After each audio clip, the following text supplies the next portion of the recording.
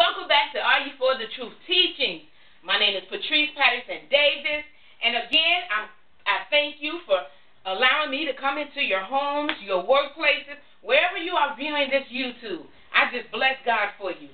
Father God, in the name of Jesus, Lord, as always, I come acknowledging you as head, as you as almighty, as you as my redeemer, as you as my all in all. So, Father, right now, I decrease and allow you to increase as I teach your word.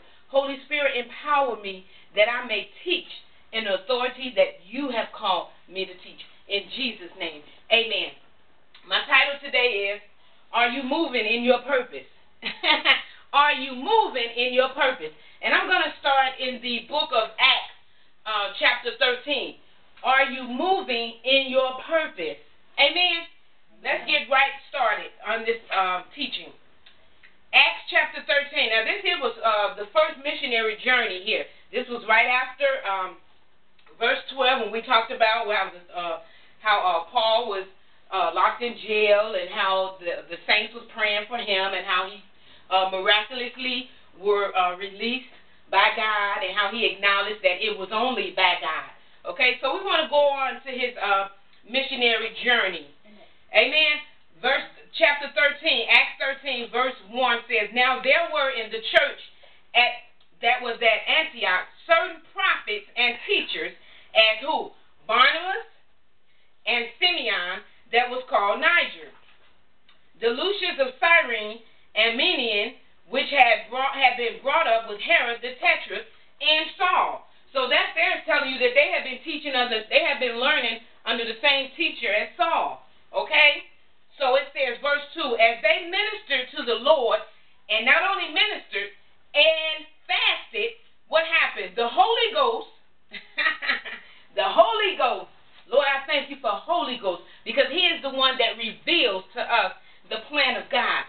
Amen. It says, while they were praying and fasting, amen, while they were ministering to the Lord and fasted, the Holy Ghost said, Separate me, Barnabas and Saul, for the work whereunto I have called them.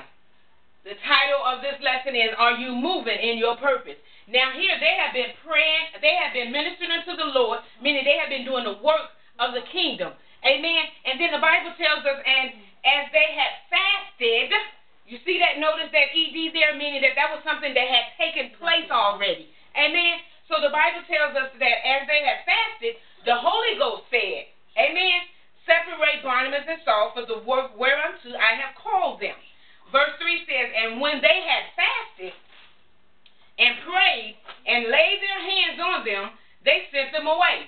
Now, when they had prayed and fasted, meaning they were seeking God, they was earnestly seeking God for instructions. So once they have received that instruction from God, they laid hands on them, okay, giving them that blessing, and sending them off to do what Holy Spirit had unctioned them to do. Verse 4 says, so they, being sent forth by the Holy Ghost, amen, notice how Holy Ghost is operating here. Notice how Holy Ghost is instructing, is leading, is guiding, is unctioning. Amen? So it says, so they, being sent forth by Holy Ghost, departed unto Seleucia. That is just a seaport town opposite of Cyprus. Amen? And when they were at Salamis, which is a city on the east side of the island, they preached the word of God in the synagogue of the Jews. Look at that. They went and they preached the word of God in the synagogue of the Jews. Look at that. Lord, I thank you. I thank you, Lord. And they had also John to their minister. So John was along with them. Amen. Verse 6 says, and when they had gone through the isle unto Paphos, they found a certain sorcerer, a false prophet, a Jew whose name was Bar-Jesus. Look at that. They found a sorcerer, a false prophet, whose name was Bar-Jesus. Wow. Bar-Jesus. Verse 7 says, which was with the deputy of the country, Sergius Paulus, and this here's the deputy's name, Sergius Paulus, and it describes who he was, a prudent man. So that means he was an intelligent man. Amen? Amen. Who called for Barnabas and Saul and desire to hear the word of God. How many of y'all know that as you preach God's word, you have people curious as to the information that you have? So don't get offended when one calls you and say, well, you know what, tell me what you have learned about the gospel. Tell me about this God of yours. Tell me about what God is revealing to you. Amen? That is just that curiosity arising up in people as you teach, as you preach the word of God. Amen? That is the power that comes from that. Amen? And know that Holy Spirit is pricking their heart. Amen? So he tells them, send them to me. So, and he desired to hear the word of God. Verse 8 says, but Elymas, the sorcerer, amen? Now this is that certain sorcerer in verse 6. Now his name, they're calling his name Elymas, the sorcerer, for this is his name by interpretation, withstood them. Look at that. Seeking to turn away the deputy from the faith. See, he was teaching the deputy false teaching. So that when the deputy called for them, that sorcerer Elymas, he didn't want them to learn from the true God. He didn't want them to do that. So he tried to turn them. He's trying to get them away from it. People, beware of people trying to get you to turn against what God has purposed in your life. Beware of those false prophets that try to call your good that you're doing for God evil. Because the word of God said that there will come times when people will call evil good and good evil. My God, prophecy is being unfolded as we breathe the next breath. Amen. So we must be cognizant of it. We must be aware of the schemes of the enemy. Now he tells them, he said, he withstood them, seeking to turn them away, the deputy, from his faith. He didn't want that deputy to learn the true word of God. He didn't want that.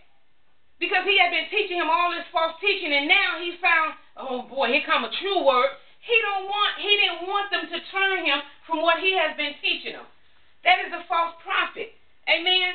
Verse 9 says, then Saul, who was also called Paul, he was what? Filled with the Holy Ghost, set his eyes on him. Amen. People, don't be scared to look at a person eye to eye. Look at them in their eyes and see what is it that they're trying to say. What is it that they're trying to do? Amen. And God will give you the discerning of that person, of his motive, of what they're trying to do and say. Amen. So Paul, who is Saul, who is Paul, he set his eyes on him, and he said in verse 10, all full of all subtlety and all mischief. Look at that. And all mischief. He called that spirit what it is. He called that spirit what it was. Thou child of the devil. Look at that. And people have this erroneous thinking that ain't nobody born that is a child of the devil. Ain't nobody born that is a child of the devil. Ain't nobody no child of the devil. What is that? God said in his word plenty of times. He called those spirits child of devils. You devil, get out of him. Come out of him, you devil. Come on now. So look at the word for yourself, people. So this here is Paul telling him, and the child of the devil, thou enemy of all righteousness. Look at that. People that try to come against God's word, try to come against you teaching God's word, try to come against you preaching God's word, is an enemy against all righteousness. And we must know that. We must not try to continue to be in, ignorant when we see people coming against the gospel, people coming against the true word of God, and try to nullify or try to justify them saying, well, maybe they just haven't learned yet. No, that is them allowing the enemy to work through them, to speak what is not like God. Amen? So stay tuned to part 2 of Are You Moving in Your Purpose? Amen.